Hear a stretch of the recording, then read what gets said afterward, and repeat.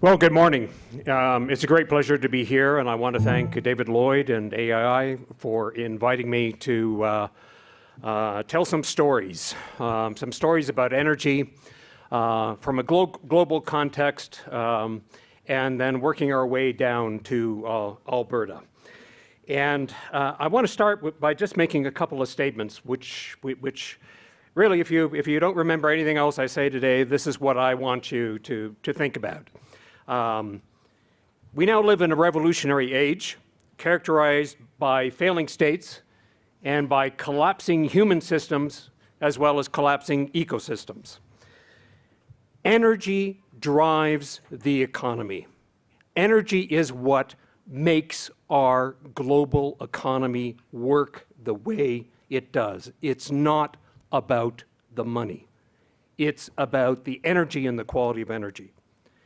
And as that quality of energy changes, and as the cost of extracting that energy rises, it is having an impact on the global economy, and it is having an impact on levels of political volatility around the world. And this will only increase and get worse. The global economy can't run on unconventional fossil fuels due to their costs and their debt.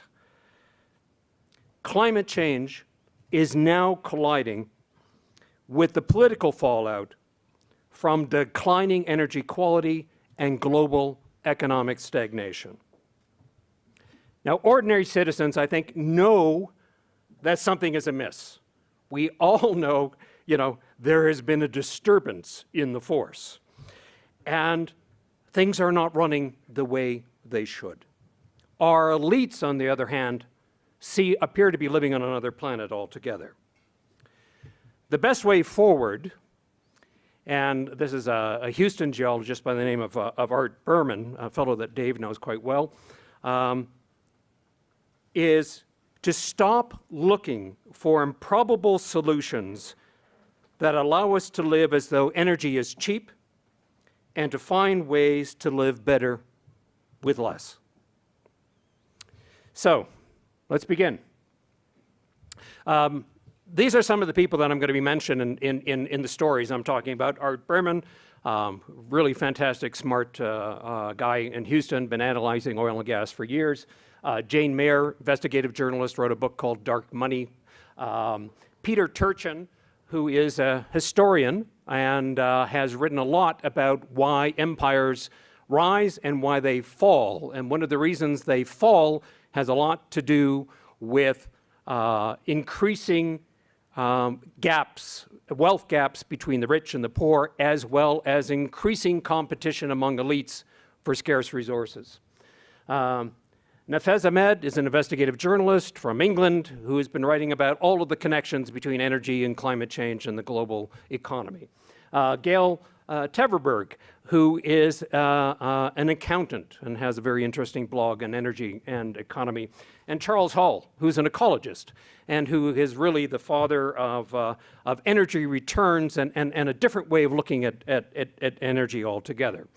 So let's begin with polar bears. Polar bears have been around for around 400,000 years. They started out as brown bears. The brown bears moved north, colonized the Arctic, and in the process evolved into this incredible animal that, is born on land but lives on sea ice and depends completely on sea ice. Why? Because sea ice makes it easy to get food. All right, so the energy returns are really high for a polar bear hunting seals on sea ice. Seals are also, seals are fast food for bears. Talk about chicken McNuggets. This is the chicken McNugget for polar bears. Not only that, but the bears were able to completely change their metabolism to accustom this high-fat diet, unlike North Americans. And so about 70% of their energy comes from seals. All right, so what are we doing? So along comes climate change. We begin to mix things up. And you can see the empire of the polar bear is retreating as the ice is melting rapidly. That makes it harder and harder for polar bears to acquire all the fat they need. And as a result, they are employing a number of different strategies. And so 70% of the polar bear's diet then depends on ringed seals, bearded seals. It's their fossil fuel for the polar bear. So their empire we've shrunk it with climate change. There are 26,000 polar bears in the world. By 2075, about 2/3 of them will be gone if we continue business as usual. And so how are polar bears adapting? Well, in some cases, they're starving. In some cases, they're becoming better divers. The Norwegians have recorded polar bears that dive up to 72 feet to capture seals because it's no longer any ice around. And the seals have to come up through the ice to breathe, and that's a very efficient way to capture some energy. This is not. The energy return on this is dismal.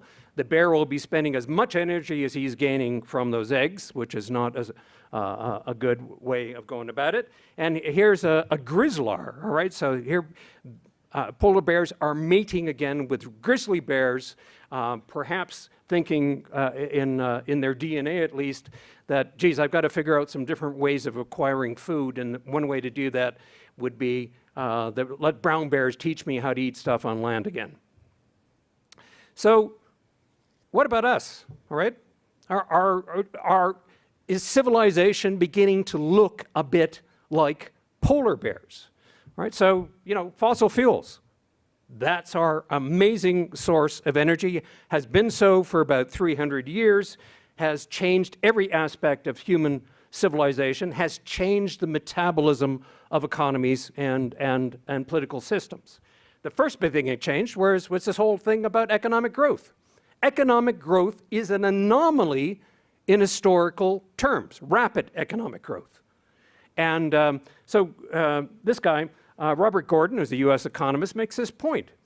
There was virtually no economic growth before 1750, suggesting that the rapid progress made over the past 250 years could well be a unique episode in human history rather than a guarantee of endless future advance at the same rate.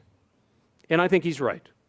So we've experienced something unique, and this uniqueness was a gift or a consequence of fossil fuel consumption.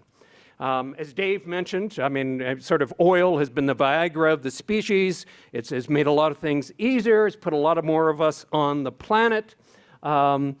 We've got this whole issue of emissions from fossil fuel burning over the last 300 years is now coming to a head with climate disruption, climate uncertainty, and will probably most fundamentally affect agriculture the most, and food production, and the regularity of food production.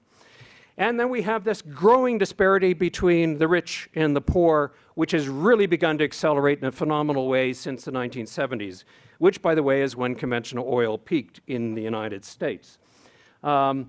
We have used oil to completely transform the planet, to re-engineer it.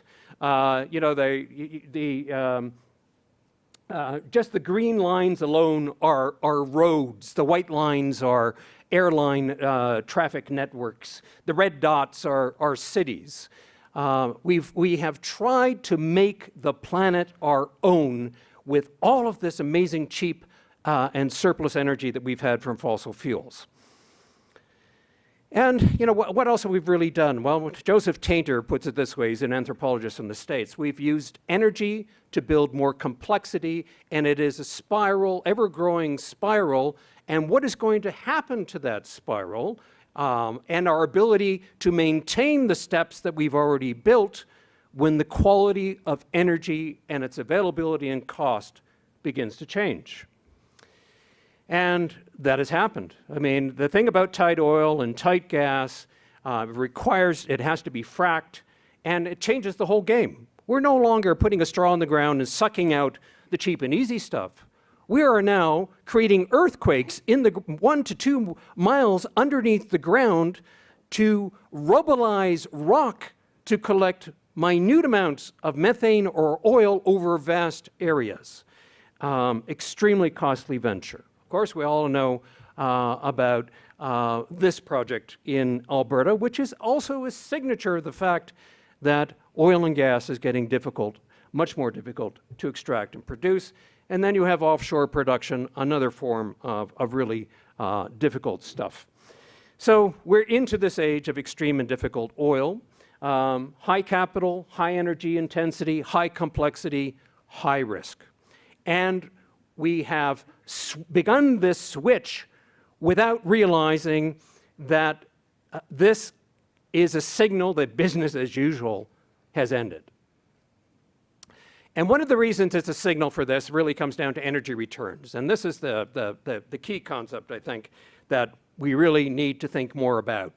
The media needs to write about more of this. The government needs to examine all energy projects from this point of view. All right, so 100 years ago, it took about 1 barrel of energy to find 100 barrels of energy. And massive returns, incredible returns that have made us rich and fat and wealthy from a global standpoint. But what's happening as these resources become more difficult to extract and produce, as depletion becomes a more central reality in our lives? Well, we're spending energy, but we're not getting quite as much back. And how does this look like in the tar sands or in bitumen production? Well, the returns for mining are, it takes 1 barrel and you're getting about 4 or 5 back. For the in situ production, you're lucky if you're getting 2 to 3 barrels back. What does civilization need in terms of energy returns? Well, we need somewhere around 1 to 10, 1 to 12.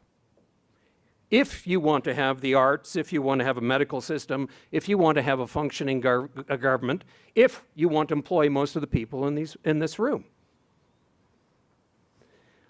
So are we then beginning to see that we're a bit like polar bears, that we're beginning to see our empire collapse and diminish as a consequence of the collision of a number of things happening, and also of declining energy returns? So what are the symptoms? Are we seeing any of these? So part of it is, the increasing cost of oil.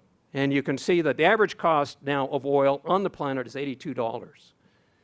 Don't forget, for the majority of time that David Hughes was talking about the large amounts of consumption of oil was $20, $30 a barrel. That has all changed, radically changed. And now, we're talking about an oil price that is not supporting the average price of the cost of production. So are we seeing this in the performance of the major oil players?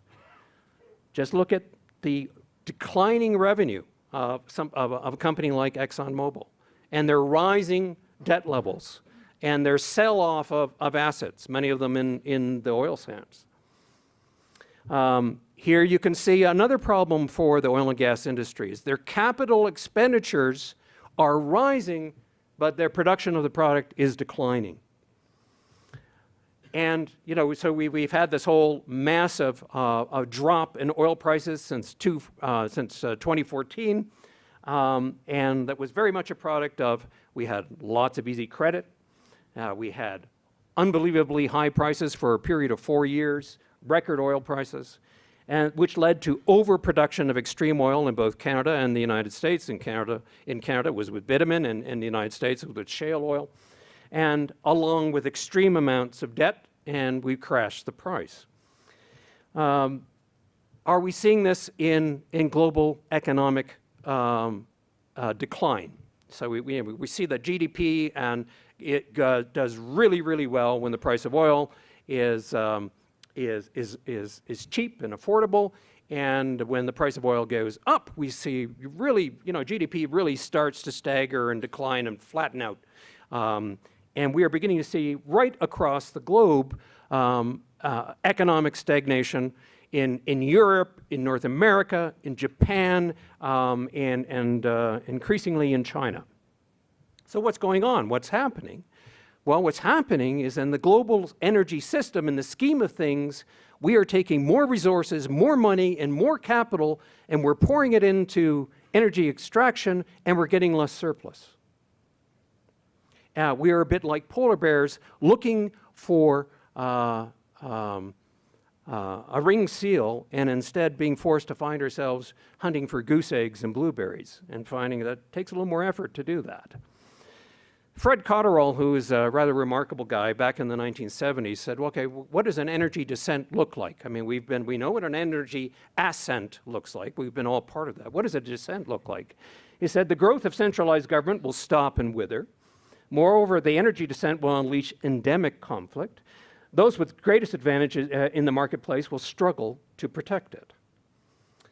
So let's walk through an example here. We all, we've all seen images of the carnage in Syria, and it's an energy story. And the energy story starts with Syrian oil production, which peaked and then declined about 15 years ago. This was a very critical source of revenue for the government in terms of subsidizing wheat production and wheat sales in Syria. And this was all happening at the same time that Syria's population nearly doubled. Then you have a massive drought, about a 5-year extended drought in the region that bears the marks of climate change. This sent millions of people into Syria's cities. There were food shortages. You had the Arab Spring. You had riots, and then leading to massive civil unrest and the Civil War. What's interesting about climate change is that, the scientists have now looked at the data and they're saying the higher temperatures get, the more conflict we will see. In particular, this study, areas of the world with higher future average ambient temperatures are more likely to experience civil conflict. It is no accident that a group like ISIS arose in the Middle East during one of the greatest heat waves that ever took place in Iraq in 2014. All right, let's go to, just to end with Syria then, all right, so then we have this massive event then as an energy event in a way in Syria has now resulted in this influx of refugees to Europe, which is destabilizing Europe politically. Europe doesn't know how to accommodate all of these folks, given the fact that its economy is stagnating. Then we have Russia. What about Russia in this whole picture? Vladimir Putin is really the head of one of the world's major petrostates, right? One of the world's top oil and gas producers, outdoes Saudi Arabia. Third in line is the United States in terms of oil production. But Russia's story is quite interesting. So what happened to the Soviet Union? Well, the Soviet Union, as we all know, fell apart. It didn't fall apart because of Ronald Reagan. It fell apart because of a massive collapse in oil production in the Soviet Union. What held the Soviet Union together is the same thing that held the United States together, was oil production. The Soviets leveraged the oil. They sold it to the Eastern Bloc countries. Oil was the glue that kept everything together. It was the primary source of revenue for the Soviet Union. And when production started to decline quite severely in the 1980s, combined with a price drop and fewer revenues for the Soviet Union, that created a crisis throughout the whole region. And essentially, it fell apart. Putin remembers this event very, very dramatically. I mean, he calls it the major geopolitical disaster of the last century from his perspective. And he's no dummy. I mean, he's studied oil and gas. He knows all about the Dutch disease. He knows all about petropolitics. And one of the first things he did when he became head of Russia was to consolidate his power by essentially nationalizing all oil and gas production. So it all under control of the Russian state. And we can see the aggressiveness of Russia being expressed in rising petrol revenues for Russia as he increasingly became a power player in the world. But Russia is facing this whole issue of revenue collapse as well. Major issue for Russia, as the quality of life has dramatically changed for most Russians. What about the United States and energy there? So here's where the major sources of energy production in the United States. Of course, you can all look at Texas and Louisiana and Pennsylvania, North Dakota. How does that map with the politics of the United States? Well, guess what? The red states are energy producers. The blue states have to import energy. The one exception here being California on this map. And this is how the United States voted in the last election. Now, a story about these guys, because this is a story that comes back to us, and it's a story that we don't know much about in this country. But these are the Koch brothers, and they are among the wealthiest men in the United States. Their company, Koch, is also one of the major oil and gas producers and refiners.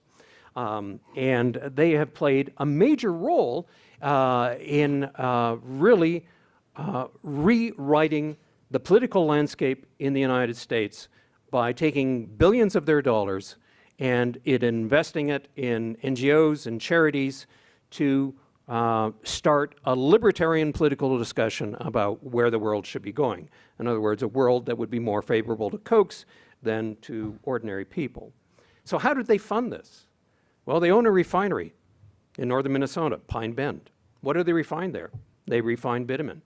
You know, Canadians don't like adding value to our resources. We like to export them raw. And so this is, they account for about 25% of all bitumen exports is being processed at the Koch refinery in Pine Bend. So they're buying bitumen cheap, they're refining it, upgrading it, adding value to it, and selling it, you know, for much higher value in terms of jet fuel and gasoline. And they have made enormous amounts of money doing this. You know, imagine an Alberta strategy along the same lines.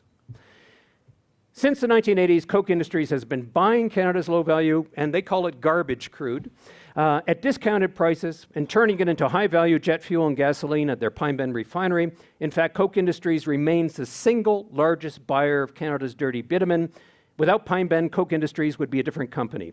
We'd be in a much smaller, less successful company. So Canadian bitumen has funded right-wing radical activism in the United States. Their agenda included all of these things: denying climate change, you know, changing Obamacare, fighting reductions in carbon emissions, keep it more corporate money in elections, you name it. And they've spent billions. Jane Meyer talks about all this in her phenomenal book, Dark Money. And I would argue that all of that spending ended up with a rather predictable, well, not so predictable result, because the Kochs didn't really warm up to Trump at first, but they realized he was an excellent instrument with which to deliver the goods. So here's a Canadian resource. The profits from a Canadian resource altering the political landscape of the United States. All right, now let's go back to Alberta. And end here. Gordon, you know, talked about the legacy of Peter Lougheed. Phenomenal. This guy was one of our smartest statesmen in the country in terms of thinking about resources. And what did he say we needed to do? He said we need to slow down. We need to save the money. We need to behave like owners. We need to collect our fair share. We need to save for the rainy day. We need to clean up the mess. That was his simple creed. And he was the guy that established royalties and a heritage fund that would help achieve all those things. And all of that, of course, was undone. So we have, you know, increased bitumen production in this province at our peril without observing any of Lougheed's tenets. And we have not ever considered the volatility of oil. It is the most volatile commodity in the marketplace. And Alberta never had a strategic plan for that. We increased production and played a major role in the temporary glut of global oil in 2014. It wasn't OPEC that did that. It was the United States and Canada that tipped the global scale.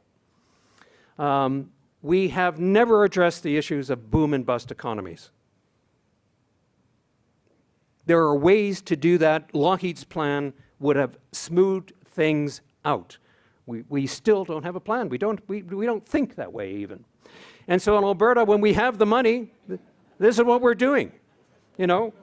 And when the money goes, here's Albertans again, right? And we're in this cycle. We don't want to admit that we are in this addictive cycle.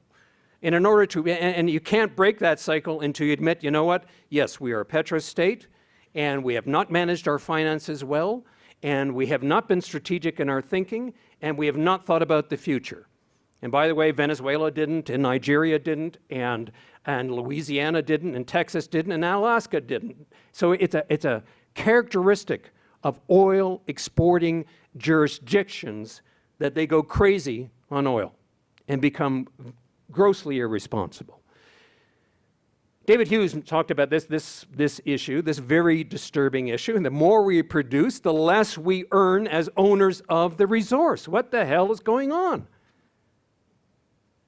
The royalty review that was done here last year in this province was a farce. It was done to, two bankers were in charge of it, and they've leased a lot of money to oil and gas companies. They want that money back. And so they don't want to see any change in royalties. And so the royalty review actually came, with royalty reductions. No surprise. This is just to give you an example of how low royalties are getting in the province. That a company can, have revenues, $1 billion worth of revenues from bitumen, and yet they are only paying $3 million in royalties. That's Cenovus. That's less than 1%. These guys are making a ton of money. They have, they've paid off their capital expenses. The same thing for CNRL, less than 1%. Suncor, the same thing. The issue here is simple. By not charging a competitive fiscal share, Alberta is in fact subsidizing the industry. This gets government directly into the business of business and removes the benefits of market-based price signals, leading to reduced innovation, higher cost, reduced competitiveness, a transfer of economic event from resource owners to industry. We've all seen that issue. Norway saved, we didn't. The reason that Norway saved was because of an immigrant from Iraq who said, go slow and save the money. We've got other issues in Alberta here that we don't really want to address, but we need to address now. They are super urgent. This is the issue of inactive wells. For God's sake, we've got 82,000 inactive wells in this province. We have 2 inactive wells for every active well. And how the hell are we going to clean that up if you're not even collecting your fair share of royalties? And if you don't have a law that demands that companies with inactive wells that are more than 2 years old begin to plug in and decommission. Why are we so behind the game here? And so what companies are doing, inactive well, we're not going to clean it up. We're going to get out of this game as fast as we can, and we're going to dump the liabilities on Albertans. These liabilities are now somewhere between $30 and $300 billion. Nearly half of the oil and gas companies now working in Alberta, their liability ratios are now in the danger zone. In other words, the number of inactive wells that they have is greater than their active wells. There are so many problems with this system, I won't dwell on it, but it is a huge issue for Albertans. Mine sites, the liabilities there are around $21 billion, yet we've only set aside $1 billion to clean it up. The same thing with inactive wells. We've got $200 million to clean up inactive wells for a liability that's somewhere between 30 and 300 billion. Give your head a shake. What's going on? The tailings ponds alone, a $24 billion liability to clean up. So where are we now at in the scheme of things? Because so many of you work in agriculture, you don't think in a linear way. You actually appreciate the fact that most of the world works in cycles. And yes, we are in a cycle that is going down. And is going down because of diminishing energy returns. Unfortunately, this is the way most politicians see the world. Our greatest gains can really be made by reducing the amount of energy that we consume. And this is probably the most positive thing that I can say, is that it doesn't take a hell of a lot of energy to have a really good life and a happy life. There's no correlation between happiness and high energy spending. Most of the world's high energy spenders are among the least happy people on the planet. So we can do this. Now, but we have to imagine a different world. If our energy returns are diminishing and we're switching to renewables, which deliver less energy and many challenges, then we have to reimagine our place. So what did we use cheap energy for? We use it to make a lot of material things and to develop a highly materialistic culture. So with lower energy returns and with less energy, will we become a more spiritual people? Will we begin to focus on the other stuff that matters, the purpose and meaning of life, service to others? We've spent a lot of energy to, produce a hell of a lot of quantity of junk. We have filled up our houses with junk, filled up our lives with junk and stuff. Can we now, maybe with declining energy returns, begin to think about focusing on quality? We've used cheap fuels, fossil fuels, to speed up and accelerate the pace of life to, crazy levels, inhuman levels. So can we now, by changing our economy, by changing the way we live, by changing the amount of energy we consume, begin to appreciate that a slow life is not a bad life. And we've used, an incredible amount of energy to just be totally distracted. I mean, we are among the most distracted people on the planet. We can't pay attention to anything anymore. And with less energy, will we become more focused? Will we become calm and serene and more reflective? Maybe so. And I end with this, Wendell Berry, great social critic, great agricultural writer. We must learn to grow like a tree, not like a fire.